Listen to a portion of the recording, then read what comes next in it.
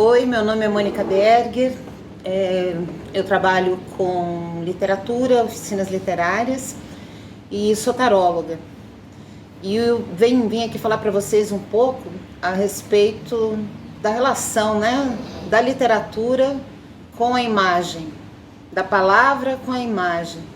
Porque já que eu sempre trabalhei com literatura e comecei a me relacionar com as cartas do tarô, foi natural unir os dois processos e começar a trabalhar com as duas coisas juntas, né? Com os dois lugares aí, o lugar do tarô e o lugar da literatura. O que a gente percebe é que algo que une todas as artes é a linguagem. E a linguagem, ela é diferente da linguagem verbal, é diferente da linguagem pictórica, né? Da linguagem visual. O que une as duas linguagens é o significado. Agora, ele aparece de formas diversas, né? De formas completamente diversas. Então vejamos, por exemplo, a palavra, o texto verbal, ele acontece no tempo, ele obedece uma cronologia, ele obedece uma sintaxe, né? Então você começa a ler um livro e o tempo vai passando, você vai passando de uma frase para outra, ou seja, a linguagem verbal acontece no tempo, um livro acontece no tempo. É interessante até pensar, né, que antigamente eram rolos que você ia desenrolando aqueles rolos para poder ler. Hoje o nosso livro, nesse sistema de códice, né, que é chamado livro da forma como a gente conhece hoje, é para que o livro não precisa ser lido inteiro, né? Você pode ler uma parte aqui, você passa 3 páginas e lê um outro pedaço do livro. Curiosamente agora a tecnologia faz com que a gente volte para o rolo, né? A gente tem a barra de rolagem e a gente vai rolando o texto, então você vai lendo o texto assim e não mais como era antes, a não ser no Kindle, né? O Kindle é um artefato tecnológico que recupera essa ideia do livro e o movimento de virar as páginas. Mas, de qualquer forma, a leitura acontece no tempo. Então, a gente precisa aí de uma cronologia, né? Para poder entender o texto verbal. Com a imagem é diferente. A imagem, ela é sincrônica, ela explode na nossa frente, né? Então, você olha uma imagem e ela aconteceu no espaço, ela não precisa do tempo. Ela está ali, colocada para você. Todos os significados ao mesmo tempo, como numa explosão. E você vai percebendo cada parte disso e aquilo vai se comunicando com você sem que você precise fazer essa leitura no tempo. Então, existem diferenças muito claras, né? E inclusive muito óbvias com relação às diferenças da linguagem verbal e da linguagem visual. Tem um estudioso, o Michel Butor, que diz que existem 3 níveis para isso, né? Desse casamento da palavra escrita com a imagem. Então, num primeiro momento, você chega num museu, você vai ver uma exposição e você vê um texto que te apresenta uma obra, né? Então esse texto convida o teu olhar. Você lê, você já se localiza, você lê um pouquinho sobre o autor, sobre a técnica que ele usou, a época que ele escreveu, e esse texto convida o teu olhar. Esse seria um primeiro nível de relação entre a palavra e a imagem. Tem um segundo, e é nesse segundo que o trabalho sobre o qual eu vou falar para vocês aqui nessa aula, nesse encontro se insere, que é a relação da palavra e do texto, por exemplo, num livro. Então, ao mesmo tempo em que eu estou vendo essa imagem, eu tenho um texto que acompanha essa imagem. Isso é muito comum nas histórias infantis, por exemplo. Então, temos a imagem de um lado e a palavra escrita do outro. Como que essas palavras, como que essas duas linguagens conversam? Aí a gente vai ter vários níveis também, dentro desse segundo nível, a gente vai ter vários níveis, né?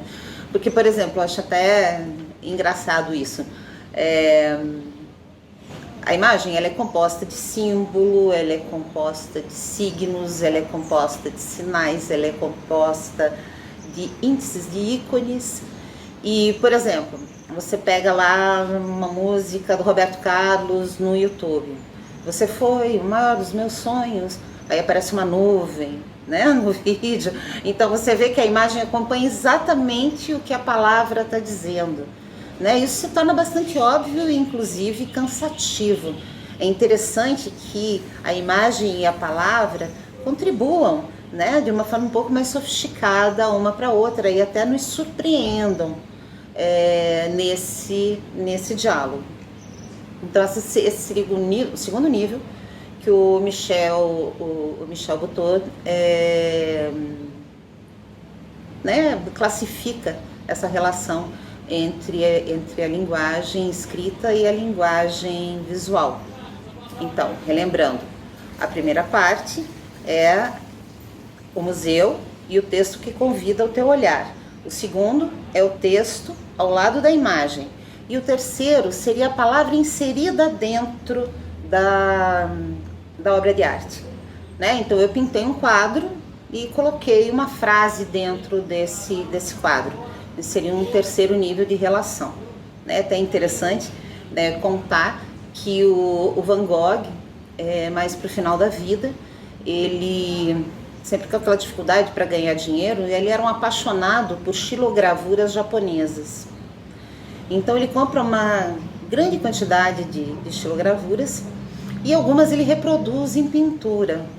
A parte da pintura tá ótimo, maravilhoso, ele reproduz, Van Gogh reproduzindo, imagina, né? Que coisa interessante, Van Gogh reproduzindo uma obra japonesa. Só que ao lado havia uma margem, uma espécie de moldura, onde eu vi ideogramas, né? O ideograma é uma imagem das línguas orientais, né? Você vai ver ideograma na linguagem árabe, na linguagem japonesa, chinesa, e você tem lá um ideograma japonês que o Van Gogh tenta então reproduzir nessa moldura em torno da imagem que ele havia copiado. Só que ele não sabia que essas pinceladas, né, de um ideograma, elas têm uma ordem para acontecer. Então eu pincelei aqui, daí pincelei aqui, daí pincelei por cima. Se isso não acontece, aquilo não é inteligível, né? Então é interessante quando você vai olhar essas reproduções do Van Gogh que ele fez do jeito que ele imaginava que seria, né? E na verdade não tem nada escrito ali porque era algo que ele desconhecia. Isso só com um exemplo, né, para poder entender um pouquinho aí essa relação entre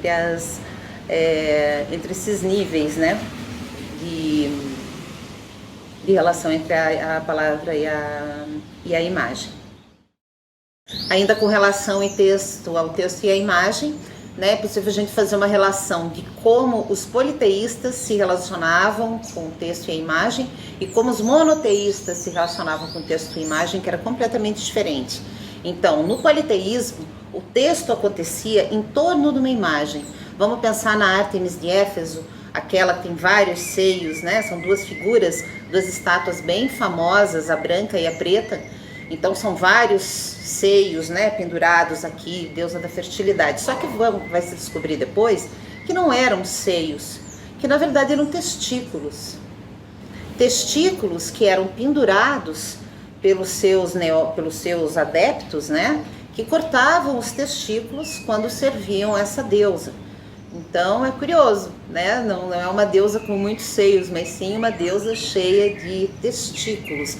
Ou seja, o texto vem a partir da imagem. A imagem é o que é importante. A imagem, ela não nasceu de um conceito, ela surgiu a partir de uma sensação, a partir de uma percepção da divindade. E aí então, para que eu explicite o que ela significa a partir do que eu entendo, eu preciso do texto. Então eu vou explicar como eu estou explicando isso aqui para vocês através da linguagem falada, né? Já os monoteístas, principalmente o cristianismo, vamos ver a questão da Bíblia, né? Quem dominava o latim, língua que a Bíblia era escrita, eram os padres ou as pessoas muito ricas, né, que tinham essa cultura para poder dominar o texto escrito. Então o que é feito? Vamos ilustrar a Bíblia para os pobres, vamos fazer a Bíblia dos pobres. Então, quando você entra numa igreja, por exemplo, uma igreja em Ouro Preto, onde a gente vê esse período barroco, tem uma história que está sendo contada na igreja, né? Existe uma linha de entendimento do que está acontecendo aquilo ali, que do momento que você conheça essas passagens, você consegue entender. Por exemplo, a Via Crucis, né? Que é a mais conhecida por todos nós. A gente vê a Paixão de Cristo inteirinha ilustrada ali. Então você não precisa ler a Paixão de Cristo, basta que você olhe as imagens. Então a imagem vem ilustrando um conceito, o que é bastante interessante. Eu acho curiosa, né, essa diferença, né, do mundo patriarcal e do mundo matriarcal, e as duas formas de apreensão da palavra e da imagem. Então falei um pouquinho para vocês sobre essa relação entre palavra e imagem. É um assunto bastante complexo, tem todo um trabalho teórico feito a respeito disso. A semiótica persiana, que é bastante interessante para poder entrar nesse assunto e de forma alguma possível esgotar esse assunto aqui. Eu queria falar um pouquinho sobre o tarô. É interessante, né, porque o tarô é visto como uma arte divinatória. Então você fala de tarô, as pessoas ainda torcem o nariz para você, né? A cartomante, a adivinha, e isso parece que encerra alguma espécie de preconceito, né? Como se essas pessoas fossem burras, ou se essas pessoas fossem religiosas. É curioso isso, porque é isso que as pessoas sabem, pessoas cultas, né? Tem essa visão a respeito do tarô. Quando a gente lembra que T.S. Eliot falou do tarô, quando a gente lembra que Ítalo Calvino usou o tarô, né, como uma máquina narrativa combinatória, quando você vê diversos autores usando o tarô na estruturação das suas obras, para estruturar os capítulos, ou quando você pensa, por exemplo, num autor que traz um baralho junto com o seu romance e você coloca as cartas e para você aquelas cartas, né, os 22 arcanos maiores do tarô, e você vai lendo os capítulos do romance da mesma forma como você tirou as cartas. Você começa a compreender que o tarô é um sistema de linguagem em imagens. São imagens arquetípicas, não são arquétipos, mas imagens arquetípicas, ou seja, imagens muito antigas, imagens que de alguma forma estão calcadas na nossa civilização, principalmente na civilização ocidental. Todos nós reconhecemos o que elas significam num primeiro momento, você não passa batido, você olha para uma carta de tarô e você tem uma impressão, porque essa imagem ela fala com todos nós, com toda a cultura ocidental, de alguma maneira. Então, sobre a estruturação do tarô, nós temos os 22 arcanos maiores, seriam essas 22 cartas que compõem o baralho filosófico, o cerne, o miolo do tarô. Depois nós temos as 40 cartas de pintas, que são motivos abstratos, e seguem a sequência que a gente conhece do baralho comum, de As a 10. E temos mais 16 figuras, que são figuras da corte. Nós teríamos a acrescentar uma figura daquilo que a gente já conhece no baralho, que é a dama, o valete e o rei. Nós teríamos o cavaleiro no tarô, totalizando 78 cartas. Então vocês percebem que é um sistema, né? Existe um sistema e é um sistema bem articulado, com vários significados, né? Vamos pensar aí que uma carta de tarô, além da imagem, tem um nome e tem um número. Esse número tem um significado, e esse nome ou a ausência de um nome, como no caso da carta da morte, também tem um significado, né? A imagem da carta da morte, para que precisa escrever a morte? Todo mundo olha para o esqueleto com uma foice e sabe o que significa, né? Então temos essa estrutura, essa máquina narrativa fantástica, incrível, e sobre a qual o Ítalo Calvino dedicou uma parte aí do seu trabalho. O Ítalo Calvino é uma figura interessante, né? Ele fazia parte do Oulipo, uma escola literária que trabalhava com restrições linguísticas. Então, por exemplo, lá do pessoal do Oulipo, a gente tem o Jorge Perec. O Jorge Perec escreveu um romance inteiro sem a letra E. E o nome do romance é Sumiço. E trata a história sobre o sumiço da letra E. A letra E sumiu. E não tem a letra E em nenhum momento do romance. O mais divertido é que foi traduzido para o português, né? O livro também sem a letra E. Então, os oulipianos trabalhavam com essas restrições, com algumas dificuldades para incitar a criatividade. Ao contrário dos surrealistas, né, que trabalhavam com escrita automática, que deixavam que tudo acontecesse, vamos deixar vir, vamos fazer uma espécie aí de uma canalização e escrever no ritmo do pensamento e deixar a coisa acontecer livremente. Os oulipianos são exatamente o contrário, eles têm uma relação muito forte com a matemática. Então tudo é muito bem articulado e que essas restrições, quanto mais restrito o processo, mais criativo você se tornaria, porque imagina você ter que escrever um romance sem a letra E, como que ficaria esse período, né? Como ficariam os vários períodos, as várias frases sem ter a letra E, você quase que inventa uma nova língua ou ressignifica uma língua, né? Você realmente é obrigado a ser muito criativo. E o Ítalo Calvino trabalhava numa editora acho que era Milão, na Itália, e ele trabalha com algumas, tem contato com algumas ilustrações muito, muito antigas, né, do tarô Visconti Sforza, que é um tarô lá de meados do século XV, que foi encomendado pelos duques de Milão para efeito de jogo, né? Todo mundo acha que o tarô foi criado pelos egípcios ou pelos ciganos, isso é uma bobagem, né? Os nobres encomendaram cartas para se divertir, e aquilo era usado para jogo, era para jogar, e até existe um jogo muito praticado hoje na Europa, que é com as cartas do tarô. Você joga mesmo, jogo de, vamos juntar aí, vamos todo mundo jogar truco, vamos jogar uma partida de taroque, né? Então, e essa foi a origem. Mais tarde, compreendeu-se esse viés filosófico das cartas e a possibilidade de encontrar algum espelhamento em relação às nossas próprias vidas nele.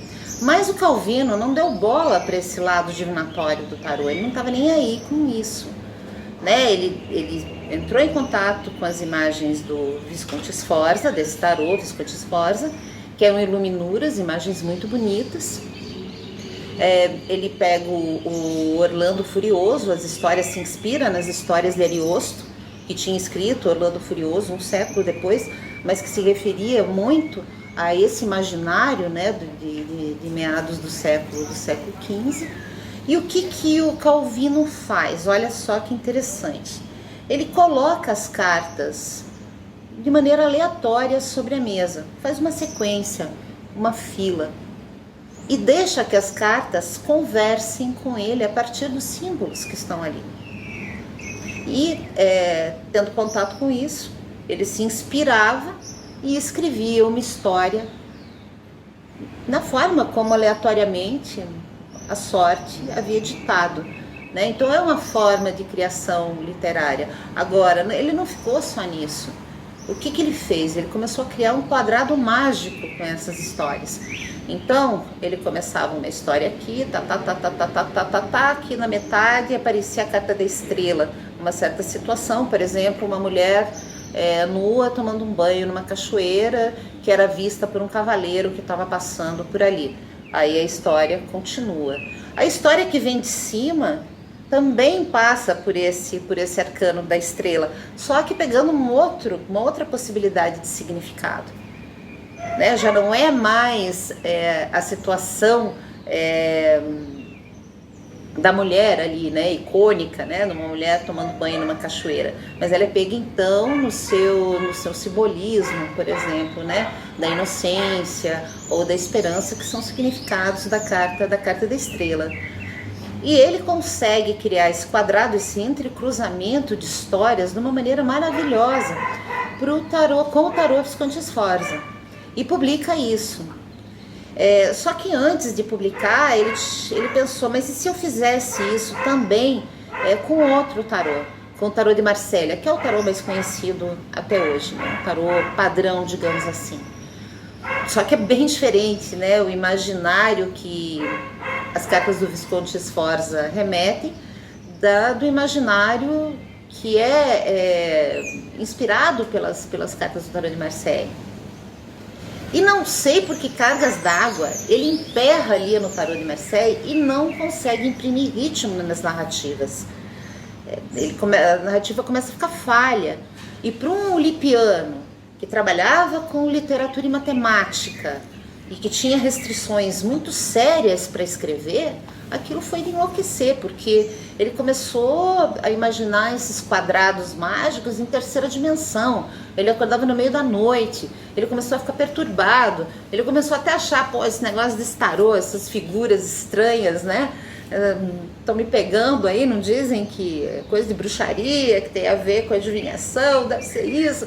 Eu sei que ele cansa daquilo ali, ele não aguenta mais e resolve publicar dessa forma, né? Da forma como ele conseguiu imprimir ritmo na narrativa da Taverna dos Destinos Cruzados, porque o livro, me explico, é dividido em duas partes: o Castelo dos Destinos Cruzados, que é montado com o tarô Visconti Sforza, e a Taverna dos Destinos Cruzados, que é montado com o tarô de Marsella.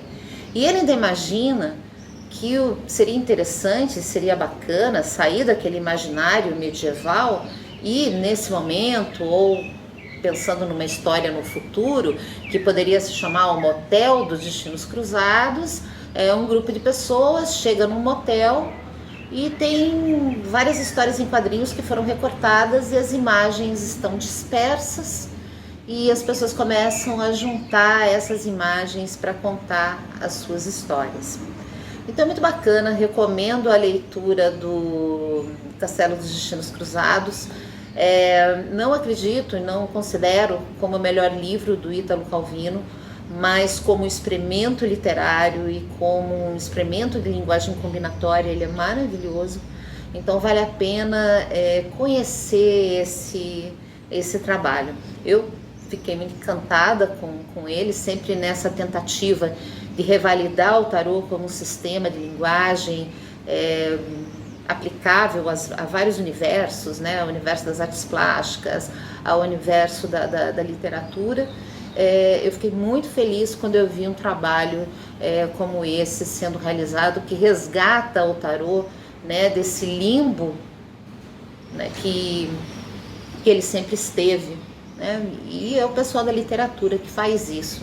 O Michel Tournier é um autor pós-moderno, falei em limbo, lembrei dele. Ele tem um livro chamado Sexta-feira ou Os Limbos do Pacífico, em que Robinson Crusoe ele reescreve a história do Robinson Crusoe. O Robinson está dentro de um navio e o mar começa a ficar revolto, começa a rolar uma tempestade, aquele navio começa a denar de um lado para o outro e ele se enfia lá dentro e quietinho lá no seu canto está o comandante desse navio, que olha para a cara dele e fala assim: vem aqui, eu vou ler as cartas para você. Então, no meio da tempestade, esse capitão, comandante, começa a ler as cartas pro Robinson e vai dizendo coisas que o Robinson absolutamente não entende, né? Nisso acontece um naufrágio, o Robinson chega na ilha e tudo aquilo que o capitão havia dito para ele começa a acontecer, começa a se desenrolar.